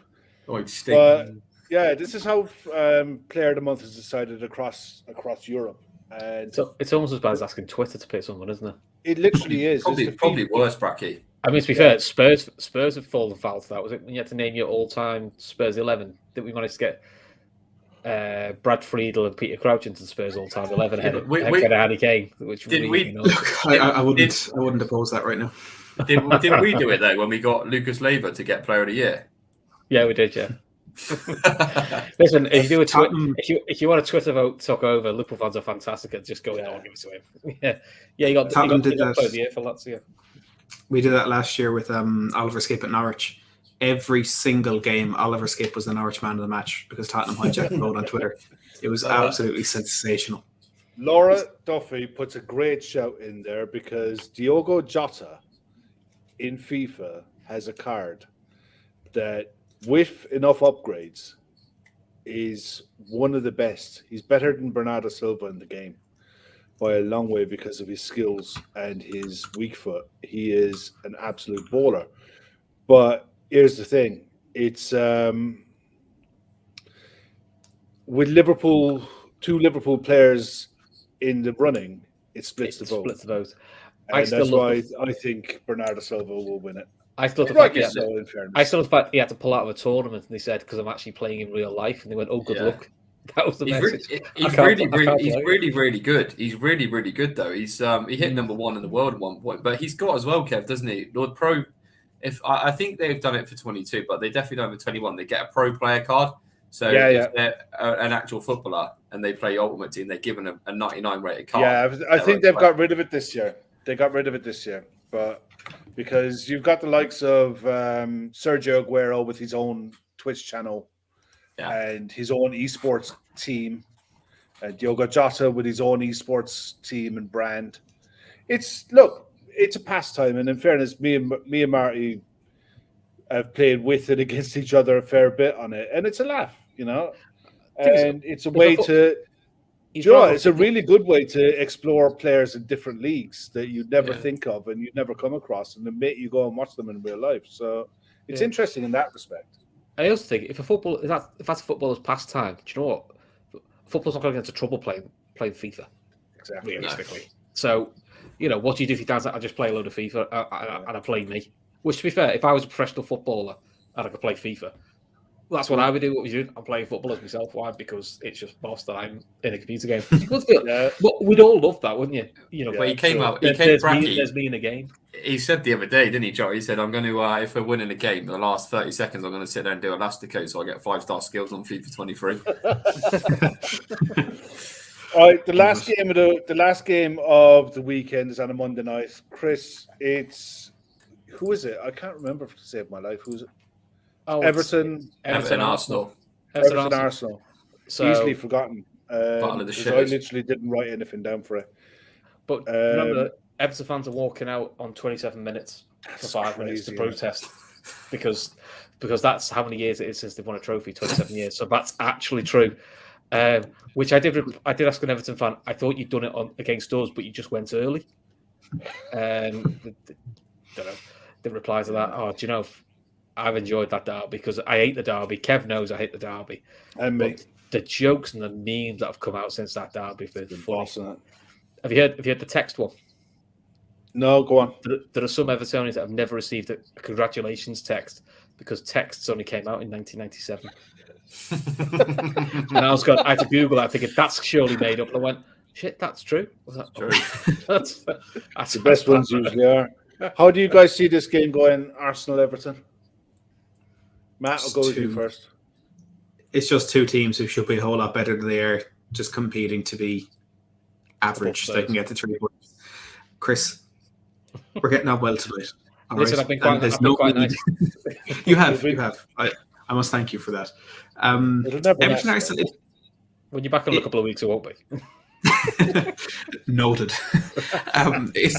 It has the feeling of an English classic, and just that game you see every season, 2 mainstays in the Premier League, but it just seems to be getting worse and worse every year. And it's not a game that I think I'll watch, to be honest. It just seems like it'll be two teams. Arsenal probably playing a bit better football, but Everton trying not to lose. And so you're off to the Crescent on Monday night to do your Christmas shopping, yeah? That's actually a very good idea. I was just going to go to bed, but that makes a lot more sense. There you go. Marty, how you find it? Do you know what? Everton it's so toxic. It's so toxic. You could feel it as soon as Liverpool scored. That place just imploded. And I just think Arsenal, albeit I don't really rate Arsenal, I think watching them against United, I think they've got more than enough to beat Everton. I just think there's way too much pressure on it. Truth be told, Everton just aren't very good, are they? They're kind of up in arms about their results, but then I don't know what they expect. They should never be turning Liverpool over with that team they've got. The results that they've had, Brentford, they were poor. They deserve to lose, so they're just not very good. They're obviously in trouble with financially. They haven't invested in the summer. Damari Go was a pretty decent signing, relatively speaking, for the money spent. He's the one they spent money on. Yeah, literally. That's what I feel a little bit protecting Rafa here, where they go like, it's not his fault. He picks a team, he picks a setup. Now, I must admit, I think playing 4-4-2 against Liverpool was suicidal. I think playing a 2 against that midfield 3, which presses well, is ridiculous. He should have played a midfield 3 and at least packed it more. He went far too open. But I hear plenty of people say, why is he playing Iwobi? Why is he playing Rondon? They're both crap. But I'm turning around going, but who else have you got? And the other option Calvert-Lewin's injured, isn't he? Yeah, because the team's built to get it wide against Calvert-Lewin, which you would do. He's their best player by some distance. But if he's injured, and you gave him less than £2 million to spend, he's not going to find a decent striker for £2 million. And he got you a very exciting winger, which, to be fair, Damari Gray's been a really good signing. And to be fair, I think Townsend's done well for them. They're both decent wide players. Rondon was literally a lad he knew when he was at Newcastle, who actually did well at Newcastle. But you can tell he's been playing in China for a couple of years. He's just lost his edge, and he's probably come back to the Premier League too late now. But I'm a bit like, I don't know who else they'd have got, unless they could have got a clever loan, but I don't know. I don't think they're going to do it. Rafa is not perfect, but they're paying for mismanagement of 5 years now. Yeah, how many times are they going to blame the manager? You've got to be looking at the guys at the top, and it's just, you see it on social media now after every game how toxic the fan base is turning. And I understand it. We know some decent Blues, and they're going through a tough time in a minute. Everton are really not doing very well, and they're not going to get relegated. So, I mean, at the end of the day, we can all just take the piss out of them for the rest of the season, to be honest, as far as I'm concerned. Fuck it. They've got a tough run of fixtures, though, haven't they? This is a horrible run. So they might have to whale out some Allardyce, hit the old emergency button. Look, you guys have been here for an hour and 3/4, so we'll just quickly wrap this up. Boxing tomorrow night, Lyndon Arthur, Anthony Yard on BT Sport. No pay-per-view, and it should be an absolute belter. I'd recommend anyone watch it. This is a fight that can go any way. God knows what could happen there. You've got Aldo fighting on UFC on BT Sport later on. Set that to record and watch it Sunday morning or something. It's not the same Aldo that fought McGregor, but it's still an Aldo who's come down in weight, who's looks better for it. So that's going to be an absolute belter. We'll get into this one in the new year, God willing, if we're all still here. Kell Brook and Amir Khan. I mean, look, for me, it's 5, 6, 7 years too late. It's a pension plan fight for both fighters. It's boiled my piss that it's on pay-per-view. But look, we'll get into that one another night. We've just literally ran out of time. These guys need their beds, and Matt needs food. He's got to work in the morning. So on that note, listen, thanks very much to everyone in the chat. Thanks to Marty for joining us tonight. Thanks to Matt Hayes from the Matt Hayes Tottenham blog. You can find Marty on Rivalry Aside TV. Marty, you guys doing anything over the weekend or next week? At Rivalry Aside TV. So we'll be doing a show for the Liverpool Wolves game. 2 times a week you can catch up. So if you follow us on Twitter, follow us on Twitter, you can find the content and what shows are on when. Drop us a follow. Like I said, at Marty_Shakoro. So that's my Twitter handle there. Drop me a follow and I'll follow back. Yeah, Rivalry Side do some great stuff as well. It's well worth it, especially for the watch-alongs. It's usually good crack with Ben, Marty, and Barry. He's normally in the chat usually, but probably a bit past Barry's bedtime, to be fair. Matt Hayes the Tottenham blog. Matt, are you doing anything much over the next few days, week? I'll have a reaction to the Tottenham and Norwich game live straight after the full-time whistle. So the best way I can always advertise that is if Tottenham lose, my channel is the place you want to be because I will be losing my mind on camera in front of hundreds of people. Watching Matt lose the play. Because you guys see Matt on here as a nice, calm guy who's got the stats and he's got all the patter. He's brilliant when he loses his shit, though. When he loses his shit, man, it's something to see. I swear to God. The one thing. Chris, what else is on this weekend? You've got the Women's FA Cup final. Yeah, Women's FA Cup final. So this is actually last season's FA Cup final because of COVID. It's been delayed. So it is Arsenal against Chelsea. Arsenal BBC One. Beep 2. And it's cool. Arsenal currently top of WSL on 22 points. Chelsea currently second on 21 points. They are neck and neck. They're probably the two best sides in Europe at the minute in the women's game. Yeah. Big loss for Arsenal is they've got no Tobin Heath, but they've got Vivian Mirandon, I'm not sure if I bastardized the name there, who is basically the Robin Van Persie of women's football. She just scores goals and does lots of it. But Chelsea have got Sam Kerr, who's a goal machine, and Beth England. So, and Emma Hayes, the manager, she just wins trophies. So I would say this will be a really, really good game because it'll be two very evenly matched sides. I'm going Chelsea to nick it 3-2. And what time can we catch that? It is 1:30 on Sunday. On Sunday, and that's good actually because there's no 2:00 game live on Sky. So there's and it's on free-to-air TV. So there you go. You can let your footy, a bit more footy. The one thing Matty needs to sort out is Matty, you need to get your award in the background, mate. I do. I have it up there at the moment, just on a shelf, but I haven't figured out how to get it up there. I had it on top of that recently, but you just couldn't see it. So I do need to show it off, mate. Next show time. it off, mate. Yeah, last time Matt was on with Chris was well before his awards. He's now the award-winning Matty Hayes. We need to put that in the now the award-winning Matty Hayes for his YouTube content. So get over and follow Matt Hayes on the Tottenham blog. Chris, we put out a tweet tonight. There was a tweet that went out tonight on the LFC Daytrippers and I hope to God everyone who's still in the chat go and check it out. It was for Sienna, who's taken her first.